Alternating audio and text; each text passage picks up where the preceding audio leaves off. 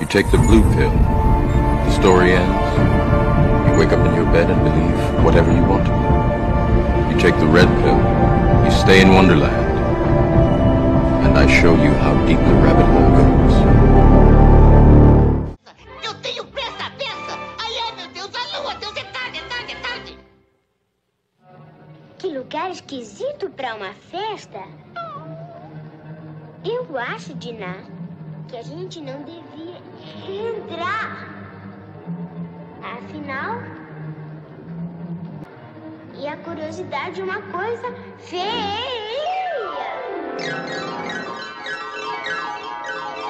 Adeus, Dinah. Adeus.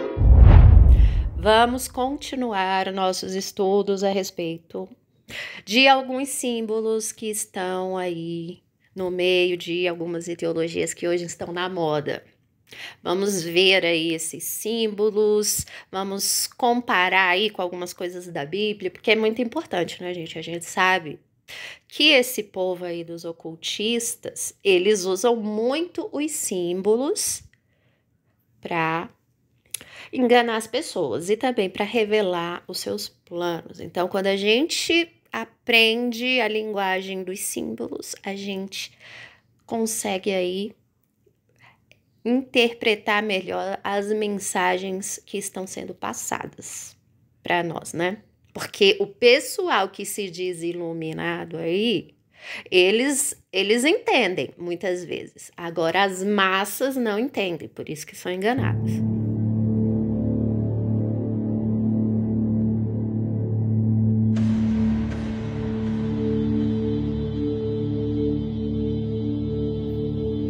Estes escravos cegos ouvem dizer que são livres e altamente educados, ao mesmo tempo que marcham seguindo os sinais que fariam qualquer camponês medieval fugir, gritando aterrorizado. Os símbolos que o homem moderno adota com a confiança ingênua de uma criança seriam equivalentes a grandes placas com os dizeres: siga por esta via para encontrar sua morte e a servidão, para a compreensão do camponês tradicional da antiguidade.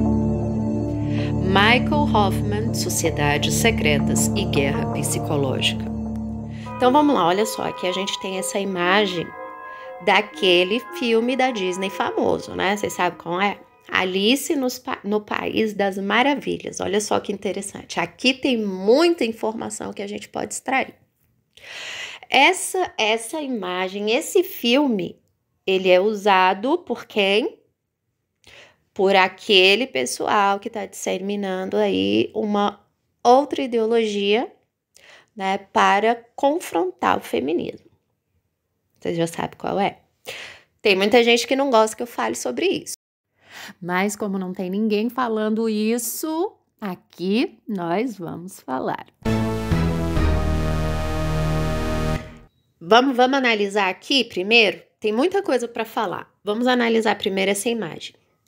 Veja aqui, ó, que nós temos vários personagens do filme, né? A Alice, a Rainha Má, o Coelho, ali a Rainha Boa, o Chapeleiro Maluco. Ó, todos esses personagens, eles têm uma representação simbólica. E todos esses personagens têm muito a ver também com a ideologia que está sendo vendida aí para as pessoas como uma revelação a respeito das mulheres. E será que isso é verdade? Será que isso é verdade ou será que isso é engano? O que será que a Bíblia diz a respeito dessas coisas? Vamos ver aqui, por alto, o que pode significar algum desses símbolos. Bom, quem acompanhou os posts aí anteriores, né, tá sabendo melhor o que essas coisas significam, né? Mas eu vou falar aqui por alto. Alice, nós sabemos que tem a ver com pedofilia. Alice, pela história que nós lemos a respeito lá do autor deste livro, está relacionado com pedofilia. Oficialmente, Lewis Carroll, autor de Alice no País das Maravilhas, cujo verdadeiro nome era Charles Dodgson, era um diácono cristão, mas através de suas obras vemos seu interesse em hipnose, a mesma prática associada ao deus Hipnos, pai de Morfeu.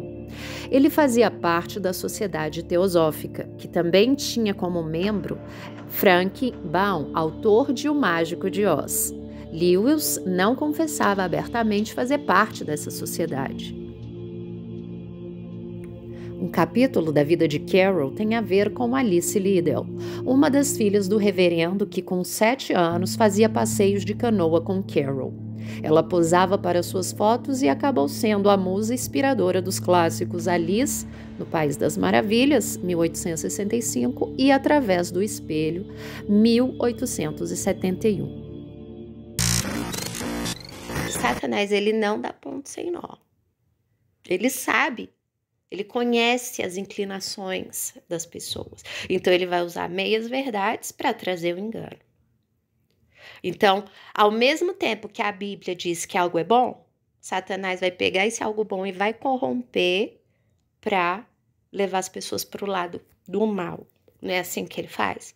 Então, assim, nós sabemos que sim, que se guardar, né, para o casamento, isso é uma virtude.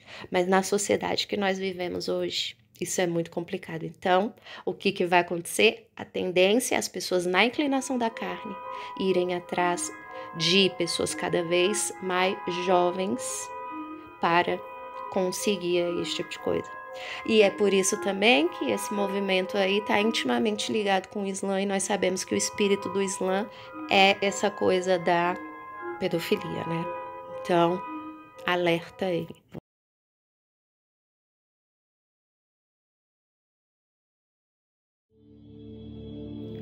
Ao revelarem seus planos futuros com mensagens, sinais e simbolismos, aumentam o poder da sua realização, a atualização e o cumprimento de seus planos no mundo real. Tornou-se um fascínio para as pessoas futuros totalitários e distópicos e assistir ao fim do mundo causado por tudo. Isso é programação. Familiarizar o público-alvo com os resultados de um ambiente que atenda ao seu propósito. Não é nada além de condicionamento disfarçado de entretenimento. Controle da mente. Lição 1. Repetição. Quando você ouve uma frase, uma afirmação, um conceito, várias vezes seguidas, seu subconsciente começa a absorver a mensagem. Música e mídia são as principais fontes de controle mental. O problema é que nós vemos como fontes de entretenimento ao invés de programação social.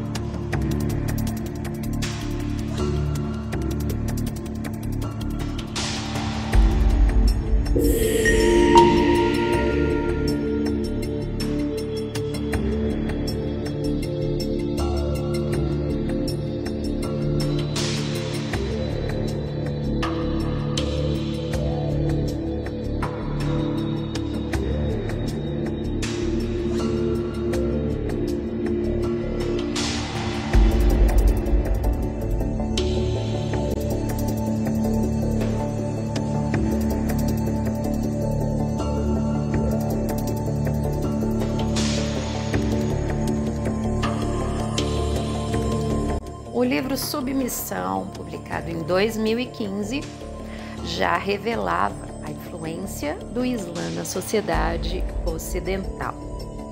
A sinopse do livro diz o seguinte: França, 2022. Depois de um segundo turno acirrado, as eleições presidenciais são vencidas por Mohammed Ben Abes, o candidato da chamada Fraternidade Muçulmana. Carismático e conciliador, Ben-Abbas agrupa uma frente democrática ampla, mas as mudanças sociais no início, imperceptíveis, aos poucos se tornam dramáticas. François é um acadêmico solitário e desiludido, que espera da vida apenas um pouco de uniformidade. Tomado de surpresa pelo novo regime islâmico, ele se vê obrigado a lidar com essa nova realidade, cujas consequências, ao contrário do que ele poderia esperar, não serão necessariamente desastrosas. Comparado a 1984 de George Orwell e Admirável Mundo Novo de Aldous Huxley, Submissão é uma sátira precisa e devastadora sobre os valores da nossa sociedade. É um dos livros mais impactantes da literatura atual. E aí, o que mais? Aí aqui nós temos a Rainha Má. Podemos ver essa Rainha Má como as mulheres perversas, né? Que esses movimentos tendem a demonizar. A Rainha Boa seria aquele ideal, né? O ideal de mulher desses movimentos. Vamos entender dessa forma. E o chapeleiro maluco seria a figura do guru, aquele que é responsável por doutrinar seus seguidores em uma determinada ideologia. Gente, lembra que o pessoal da elite, eles não gostam de ninguém. Ao mesmo tempo que eles revelam o plano deles lá, que eles estão convencendo as pessoas a entrar ali, né, na ideologia deles, eles também zombam das pessoas. Porque para eles, todo mundo que está seguindo as coisas que eles promovem é gado. Para eles, toda a massa ignorante é gado. Por isso que eu estou sempre falando, não sigam as ideologias. Toda ideologia ela é fabricada por um propósito. Nós devemos seguir as escrituras. Agora, quem não está seguindo as escrituras, o que vai acontecer? Vai acabar seguindo uma ideologia, porque as pessoas elas precisam de um guia, de um caminho. Se elas não estão nas escrituras, elas vão seguir outras coisas. E não tem como seguir escritura e seguir essas coisas ao mesmo tempo, porque são doutrinas, são ensinos que se contradizem.